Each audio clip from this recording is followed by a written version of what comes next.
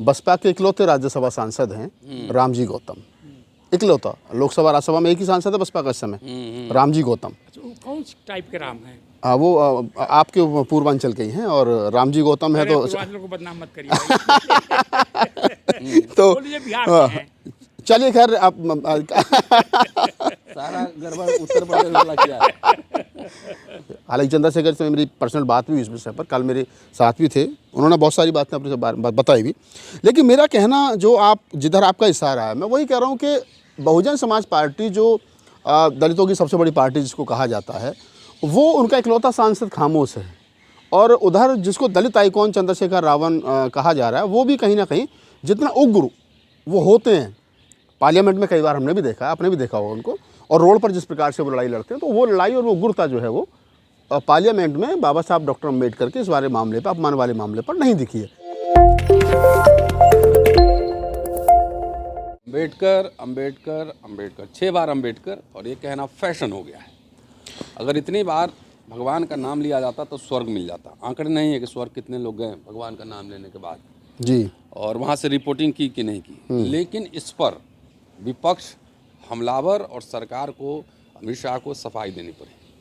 विपक्ष खासतौर से कांग्रेस पार्टी संसद के अंदर भी संसद के बाहर भी लगातार प्रतिरोध करती रही। इसी बीच बहन जी का एक कॉल आया है 24 तारीख को। बीएसपी 24 तारीख तक अगर गृह मंत्री अमित शाह माफ़ी नहीं मांगेंगे तो बीएसपी पूरे देश में जिला मुख्यालय में प्रदर्शन करेगी। तो आज 21 तारीख हो गया और 2 दिन और है। आखिर आज बात करेंगे उत्तर प्रदेश पर। उत्तर प्रदेश की राजनीति, दलित, बीजेपी, संविधान, बाबा साहब। संविधान के साथ कौन और संविधान के खिलाफ कौन। बाबा साहब के अपमान होने पर भी अगर सत्ता के लोभ में, भूख में सरकार और अमित शाह के पक्ष में अगर दलित नेता खड़े हैं तो सोचिए वो आपके साथ क्या हश्र करेंगे। इसलिए जात के नाम पर नहीं, विचारधारा के नाम पर बात होनी चाहिए। 2 खास मेहमान हैं, दोनों उत्तर प्रदेश से हैं। चंद्रभान जी को लगातार आप सुनते हैं, राहुल हैं, इनके पास इन्फॉर्मेशन उत्तर प्रदेश का रहता है लेटेस्ट, और उत्तर प्रदेश से चंद्रशेखर भी हैं, सांसद भी हैं जी। तो क्या क्या पोजीशन है और क्या ऐसा लग रहा है कि ये मुद्दे को कांग्रेस आगे ले जा चुकी है, इसलिए बीएसपी को अब एक्शन मोड में आना पड़ा है। चंद्रभान जी, पहले आपसे। इस बात का तो स्वागत करना चाहिए। हाँ, यस। पर उत्तर प्रदेश के दलितों को या कहीं के भी दलित को एक बात अब ध्यान से समझ लेनी चाहिए कि दलित की लड़ाई लड़ने के लिए दलित ही होना जरूरी नहीं है। यह 70 साल पहले भी दिखा है। पंडित जवाहरलाल नेहरू बाबा साहब के प्रियम्बुल के साथ 100% थे, और जैसा बाबा साहब ने लिख के दिया वैसा ही उन्होंने पढ़ दिया। अभी जो देश में हो रहा है इसमें खड़गे साहब कांग्रेस के अध्यक्ष हैं और दलित हैं, पर राहुल और प्रियंका और बाकी जो कांग्रेस के तमाम लोग हैं ये तो दलित नहीं हैं। तो यह जो कीड़ा को क्या बोलते हैं जो बुलबुलाता है, चलिए समझ गए, नाली में बुलबुलाता है, सफ़ेद रंग का कीड़ा। यह कीड़ा जो दलित के दिमाग में घुसा है कि हमारी लड़ाई हमारा ही आदमी, यानी दलित की लड़ाई दलित ही लड़ेगा, यह कीड़ा दिमाग से नहीं। तो दलित लोग तो ज़्यादा बीजेपी के साथ है, तो कहाँ लड़ रहा है? नहीं, दलित हम समाज की बात कर रहे हैं। देखिए, लीडर हमको एक ऑफिसर ने बहुत क्लियरली समझाया कि आप बोल रहे हैं दलित मिडिल क्लास ये है, वैसा हो गया, ऐसा हो गया। अरे हम सरकारी अफसर हैं, हमारे कर्मचारी हैं, हमारे यहाँ जो चंदा मांगने आते हैं तो बाबा साहब के ही नाम पर मांगते हैं जी। अपने योग्यता पर तो मांगते नहीं हैं। हम बाबा साहब का मिशन चला रहे हैं तो जो भी हमारे पास होता है हमारे बस में दे देते हैं। पर जिनको हमने पैसा दे दिया है यह क्या कर रहे हैं और हम क्या कर रहे हैं, हम तो अपनी ड्यूटी निभा रहे हैं। हम चंदा दे सकते हैं तो हम चंदा दे रहे हैं। जो चंदा ले गए वो क्या कर रहे हैं, तुमने कहा कभी पूछा आपने? दोबारा पूछने का आपका अधिकार नहीं बनता है। बोले अब तो पूछेंगे। बाबा साहब पाई पाई का हिसाब देते थे। हाँ, तो अब तो पूछेंगे। तो दलित समाज इस बात को दिमाग से निकाल ले कि उनकी लड़ाई उनका ही आदमी लड़ेगा। यह एक बहुत बड़ा भ्रम है। चंद्रभान जी ईस्टर्न यूपी के हैं, आजमगढ़, कभी वामपंथ सीपीआई का गढ़ हुआ करता था आजमगढ़, गाजीपुर, बसपा का भी बसपा का भी गढ़ था, अब सपा का भी गढ़ है। चलिए अब जरा राहुल जी से पूछते हैं, ये वेस्टर्न यूपी के हैं, इसलिए ईस्टर्न और वेस्टर्न यूपी दोनों का संगम हो रहा है बीच में, और मैं बिहार का हूं। जी चलिए बैलेंस किए हुए हैं। बिल्कुल बिल्कुल। चलिए हाँ राहुल जी, क्या खबर उत्तर प्रदेश की राजनीति से, क्या खबर है, क्या है मायने? बीएसपी वाकई लग रहा है कि उनका जनाधार खिसक रहा है, अब आर पार की लड़ाई में मोड में आना पड़ेगा। देखिए, जो जिस प्रकार से आज बसपा सुप्रीमो मायावती ने ये अनंत फरन में ही कहूँगा मैं तो, इसको कोई प्लानिंग तो अभी है नहीं, कोई पार्टी की मीटिंग नहीं बुलाई गई है, कोई मतलब कोई इस प्रकार का, तो ट्वीट करके जानकारी दी गई है कि अमित शाह के बयान से दलित समाज आहत है, और क्योंकि बाबा साहब डॉक्टर अम्बेडकर को अपना भगवान मानता है और उनका अपमान हुआ है, तो इसलिए बसपा जो है वो 24 तारीख को जिला स्तर पे धरना देगी, यानी लिखित रूप में ज्ञापन सौंपेगी डीएम को। तो ये, और वो भी शांतिपूर्ण तरीके से हर जिले पर होगा। ऐसा नहीं है कि कोई बड़ा, कोई मतलब बहुत बड़ा कई लाख 2 लाख आदमी इकट्ठा होंगे, ऐसा कुछ नहीं है। तो जिला अध्यक्ष होंगे, विधानसभा अध्यक्ष होंगे, 10 20 50 लोग जाएंगे और अपना दे के चले आएंगे। तो शांतिपूर्वक तरीके से बसपा सुप्रीमो की तरफ से आह्वान हुआ है। अब जो आप जानना चाह रहे हैं कि ऐसा हुआ क्यों है, मैं जितना उत्तर प्रदेश की राजनीति को और दलित राजनीति को समझता हूं, तो मुझे लग रहा है कि जो पिछले 3-4 दिनों में घटनाक्रम हुआ है, लोकसभा के अंदर, लोकसभा के बाहर, राहुल गांधी जी की टी-शर्ट का कलर बदल जाना, वाइट से नीली हो जाना, प्रियंका की साड़ी का कलर नीला हो जाना, हर आदमी, इंडिया गठबंधन के प्रत्येक सांसद के हाथ में बाबा साहब की फ़ोटो होना, बाबा साहब का अपमान नहीं सहेगा हिंदुस्तान, इस प्रकार के स्लोगन का उदय हो जाना। तो और फिर दलित समाज की अंदर से आप किसी भी दलित एक्टिविस्ट से बात करिए जो थोड़ी सी राजनीति समझ रखता है, वो कहेगा नहीं यार, कांग्रेस ने बढ़िया घेर लिया, इंडिया गठबंधन ने बीजेपी को बढ़िया घेर लिया। तो मायावती जी जो देश के दलितों की नेता हैं, और लोग कहते हैं कि दलितों की बहुत बड़ी नेता है, तो उनको लग रहा है कि उनका जो जनाधार इंडिया गठबंधन में जिस प्रकार से 2024 के चुनाव में कुछ नहीं बचा, 0 हो गए, तो जो थोड़ा बहुत जो बचा, जो बार्गेनिंग पावर है, जहाँ पावर जो वो बैलेंस करने की कोशिश करते हैं कि 9-10% काट देंगे तो इनकी सरकार बना देंगे, इनकी नहीं बनने देंगे, थोड़ा सा ज़्यादा काट लेंगे तो हमारे 2-4 सांसद जीत जाएंगे, विधायक जीत जाएंगे, तो फिर हम बैठ करके वो बात कर लेंगे टेबल पर। तो वो जो बार्गेनिंग पावर है वो भी खिसकती हुई दिखाई दे रही है, क्योंकि दलित समाज में भी खासतौर से जो जाटव चमार वोटर है वो बसपा के पास अब है नहीं। वो भी अभी भी 9% वोट है, लेकिन नहीं 9% है, लेकिन वो जाटव चमार अकेले उत्तर प्रदेश के अंदर 13-14% है। तो आप कैसे कह सकते हो? मैं बुलंदशहर लोकसभा से मेरा संबंध रखता हूं, और मेरी बुलंदशहर लोकसभा में 1 लाख वोट बसपा को पड़ा है, जबकि वहाँ 3 लाख 4 लाख के आसपास अकेला जाटव है।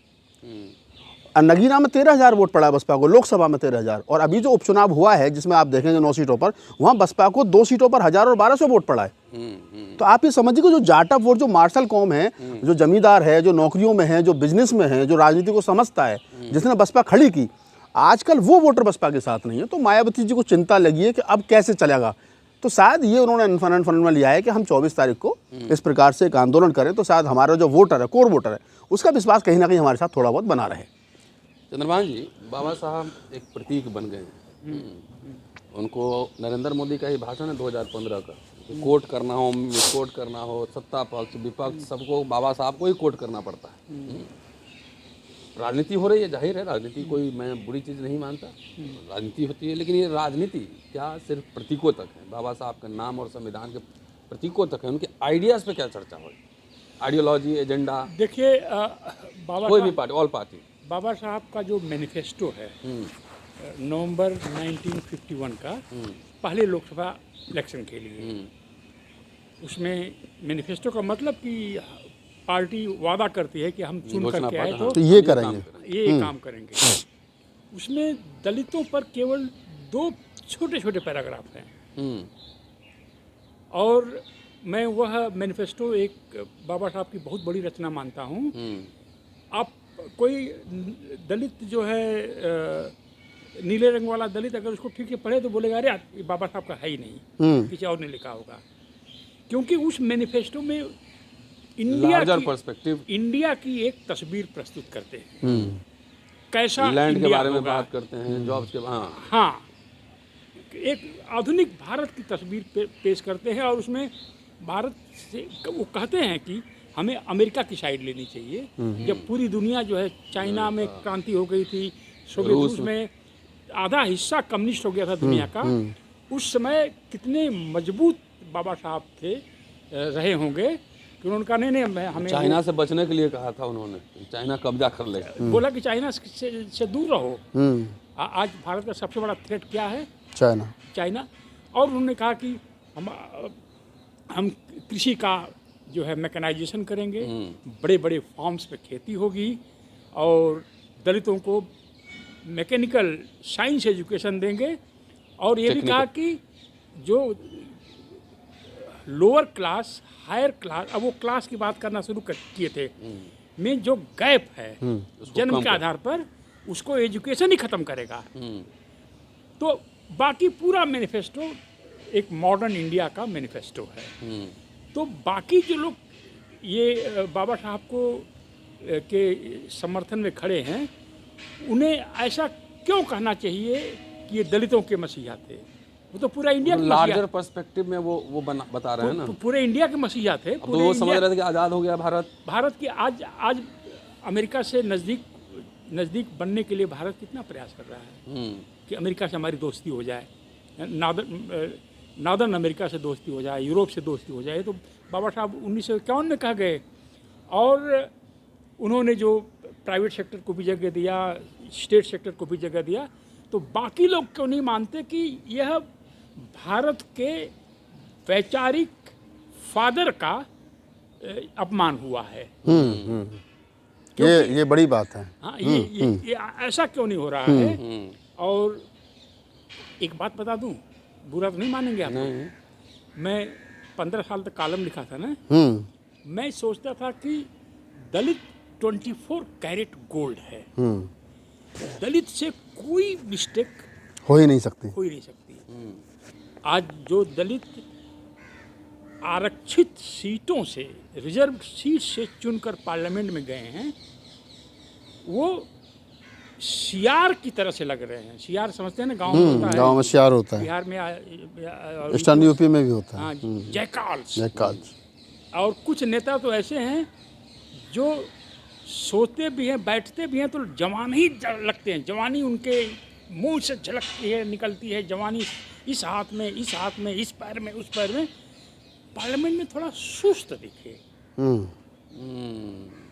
ये क्या बात है इस वाले मुद्दे पे?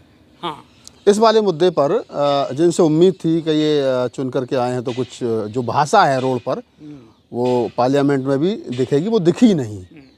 तो ये एक बड़ा, मैं भी कभी जवान था तो एक डिप्टी स्पीकर हॉल में चल रहा था, ये एक डिबेट चल रही थी जिसमें प्रीतीश नंदी आए हुए थे। तो प्रीतीश नंदी ने कहा, मैं थोड़ा लेट पहुंचा था तो वहाँ का जो चेयर उस समय स्टूल टाइप का था, तो मैं 8 रो बाद में था। तो उसने कहा कि जब जगजीवन राम पहुंचते थे बॉम्बे तो हीरो का दाम, डायमंड्स का दाम बढ़ जाता था। मैंने इतनी लंबी छलांग लगाई, मुझे एक मौका और मिला होता, पकड़े नहीं होते लोग, सुरेंद्र मोहन उस समय थे बगल में बैठे, मैं जाके उसका गला पकड़ लेता। हाँ, मैं पहलवान का बेटा हूँ, थोड़ा थोड़ा असर अभी भी है। अभी पहलवानी पे आऊँगा अभी। हाँ, तो ये जो है, जो दलित जो खूब उछल कूद करते हैं वो भी थोड़ा सुस्त नजर आ रहे हैं। मैं हैरान हूँ। और बाकी जो दलित चुनकर गए हैं वो नौकरी कर रहे हैं, तनख्वाह के लिए गए हैं, एक बंगला मिल जाएगा, कुछ जहाज का टिकट वगैरह, हाँ ये सब मिल जाएगा। दलित अगर सोच रहे हैं कि हमारे प्रतिनिधि हैं, हमारी आवाज़ उठाने के लिए गए हैं, तो यह बहुत बड़ी गलतफहमी है। जी क्या ये उत्तर बिल्कुल किधर इशारा कर रहे हैं? नहीं, इशारा मैं भी समझ रहा हूँ और आप भी समझ रहे हैं। और साहब के कहने से पहले इस पर हम भी डिस्कस कर रहे थे और मैंने कल एक वीडियो बनाया भी था इस पर। अच्छा। और मैंने कहा था कि उसमें राम जी और रावण, बहुजन समाज पार्टी के इकलौते, मैं नाम लेके बोल देता हूँ, आप नहीं बोल पा रहे हैं, बसपा के इकलौते राज्यसभा सांसद हैं राम जी गौतम। इकलौता, लोकसभा राज्यसभा में एक ही सांसद है बसपा का इस समय, राम जी गौतम। अच्छा, वो कौन सी टाइप के राम हैं? वो आपके पूर्वांचल के ही हैं और राम जी गौतम है। तो पूर्वांचल को बदनाम मत करिए। तो बिहार में हैं। चलिए खैर, आप सारा गड़बड़ उत्तर प्रदेश वाला किया है। तो बात यह कि बहुजन समाज पार्टी के इकलौते राज्यसभा सांसद राम जी गौतम जब पूरा विपक्ष बाबा साहब के मान सम्मान के लिए लड़ रहा था तो वो गायब थे। चंद्रशेखर रावण जो जिनसे बड़ी उम्मीद है और वो आज की तारीख में दलित यूथ आइकॉन भी एक तरीके से मैं कहूँ, वो भी उनके हाथ में भी मतलब नहीं देखा गया कि वो भी वहाँ जब बाबा साहब के मान सम्मान के लिए लड़ाई लड़ी जा रही थी तो वो भी वहाँ नहीं थे। हालांकि चंद्रशेखर से मेरी पर्सनल बात भी हुई इस विषय पर, कल मेरे साथ भी थे, उन्होंने बहुत सारी बातें अपने से बताई भी। लेकिन मेरा कहना जो आप जिधर आपका इशारा है, मैं वही कह रहा हूँ कि बहुजन समाज पार्टी जो दलितों की सबसे बड़ी पार्टी जिसको कहा जाता है, वो उनका इकलौता सांसद खामोश है। और उधर जिसको दलित आइकॉन चंद्रशेखर रावण कहा जा रहा है, वो भी कहीं ना कहीं जितना उग्र वो होते हैं, पार्लियामेंट में कई बार हमने भी देखा है, आपने भी देखा होगा उनको, और रोड पर जिस प्रकार से वो लड़ाई लड़ते हैं, तो वो लड़ाई और वो उग्रता जो है वो पार्लियामेंट में बाबा साहब डॉक्टर अम्बेडकर के इस वाले मामले पर, अपमान वाले मामले पर नहीं दिखी है।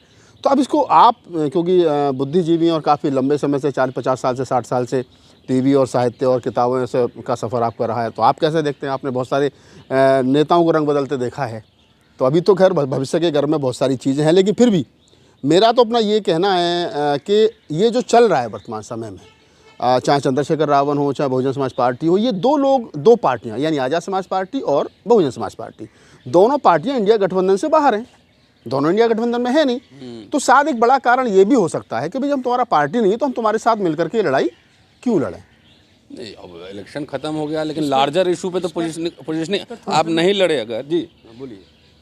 देखिए, जो एक ऑनेस्ट व्याख्या हो सकती है, मैंने लिखा भी है कहीं कि जो भी दलित समाज के नाम पर पार्टी खड़ी होगी या पार्टी बनी है या पार्टी बनेगी, तो उसका सदैव ही निशाना कांग्रेस पर होगा, आरएसएस बीजेपी पे नहीं होगा। क्यों? क्योंकि आरएसएस बीजेपी का कोई लेजिटिमेट एक्सेप्टेंस नहीं है दलित समाज में। दलित समाज, खासतौर से जाटो समाज जो है, हिंदी हार्टलैंड का चमार समाज कंप्रोमाइज़ नहीं करता है। तो नेता कंप्रोमाइज़ कर लेता है? नेता कंप्रोमाइज़ कर लेगा, क्योंकि फिर अस्तित्व ही नहीं है। मैं किसी की तमिलनाडु में भी जो दलित पार्टी होगी, महाराष्ट्र में तो कौन से एक बाबा साहब के से भी बड़े बाबा अम्बेडकरवादी हैं, एक जो कपड़े बहुत अच्छे पहनते हैं, अठावले साहब। वो आदमी है। बाबा साहब ने कहा था एकांगी राजनीति सफल नहीं होती और राजनीति में समझौते करने होते हैं। तो उनको भी वहाँ से लेके चिराग पासवान और जतिन राम मांझी जो भी तमाम लोग हैं, उसे कांग्रेस के खिलाफ ही रहना है। और कांग्रेस के खिलाफ होते होते वो कितना नीचे गिर जाएंगे कि अपने हिंदू राष्ट्र के शत्रु के गोद में जाकर बैठ जाएंगे। गोद में बिठाएगा भी नहीं तो पैर वैर पकड़ते रहेंगे। नहीं, चिराग पासवान तो कह चुके हैं कि मैं तो जब राम मंदिर का वो शिलान्यास और वो तमाम चीज़ें चल रही थी तो वो तो कह रहे थे तो मैं तो सबरी का वंशज हूँ, हमारा तो हिस्सेदारी है। तो आप समझ, हनुमान भी बने थे वो तो ये बड़ी बात। यह एक सोशल फिनोमिना है। हाँ, कि कांग्रेस को हम टारगेट नहीं करेंगे तो हमारी पार्टी खड़ी नहीं हो पाएगी। नहीं सर, वोटर एक ही है ना भाई। जो सवर्ण मानसिकता का वोटर है वो तो बीजेपी के साथ है, वो 40% से ऊपर है नहीं। कितना भी ताकत लगा ले बीजेपी 40% से ऊपर जा नहीं सकती। और जो 60% वोटर है वो SC ST OBC और जो अम्बेडकरवादी कह दो, गांधीवादी कह दो, जवाहरवादी कह दो, इंदिरावादी कह दो, वो उतना ही है। अब वो अगर कोई नहीं बचेगा तो घूम फिर करके कहाँ जाएगा? कांग्रेस के पास। और कांग्रेस से उस वोटर को वापस लाना है तो फिर कांग्रेस को गाली देनी पड़ेगी। मतलब सीधा बीजेपी को नहीं देखे। अच्छा, और ये भी सोच लीजिए, जो भी दलित लीडर है उत्तर प्रदेश से लेकर तमिलनाडु से, बंगाल से लेकर गुजरात तक, वह RSS के साथ ही जाएगा, क्योंकि यह कैरियर का सवाल है। व्यक्तिगत कैरियर और व्यक्तिगत कैरियर दलित के नाम पर ही बन सकता है। तो यह ब्लू गमछा के नीचे कुछ और भी हो सकता है, भगवा भी हो सकता है। भगवा गमछे को ब्लू रंग से रंग दिया गया है। तो इसमें दलित समाज को समझना चाहिए। दलित समाज और दलित नेतृत्व दो चीज़ें हैं। ऐसा हो सकता है कि कोई दलित लोकसभा में आरक्षण के सीट से चुनकर जा रहा है और दलित और हिंदू राष्ट्र में लड़ाई हो रही है या भारतीय रिपब्लिक और हिंदू राष्ट्र में में लड़ाई हो रही है, तो ऐसा युद्ध क्षेत्र में वो पाला बदल लेगा, इसके चांसेस ज़्यादा हैं, हिंदू राष्ट्र की तरफ चला जाएगा। चला जाएगा। हाँ और वहाँ पे बनेगा क्या फिर हिंदू राष्ट्र में? अरे कुछ मिलता रहेगा। हाँ अच्छा, हाँ, ट्वीट लिखने का भी मिलता है आजकल। हाँ उसका भी मिलता है। इतनी बेरोजगारी है, मैं देख रहा हूँ दलितों में। जो दलित हैं यूरोप से लेके अमेरिका से, कुछ दलित हैं जो ये कहते हैं कि कांग्रेस बीजेपी एक ही है, कांग्रेस बीजेपी एक ही है। इतनी बेरोजगारी है, इतना अंडरपेड। मैं अमेरिका गया था, इतना अंडरपेड लोग हैं, कम पैसा मिल रहा है, तो $1000 तो बहुत ज़्यादा है। अगर आपका चुना हुआ एमपी आपको दगाबाजी दे रहा है दिन पार्लियामेंट के भीतर बैठा हुआ, तो चुपके से लिख के कोई किसी को $1,000 हर महीने मिल रहा है तो नहीं लिखेगा। दलित 24 कैरेट गोल्ड नहीं है। दलितों में भी क्या मक्कार नहीं है कुछ? क्या कुछ धूर्त नहीं है दलितों में?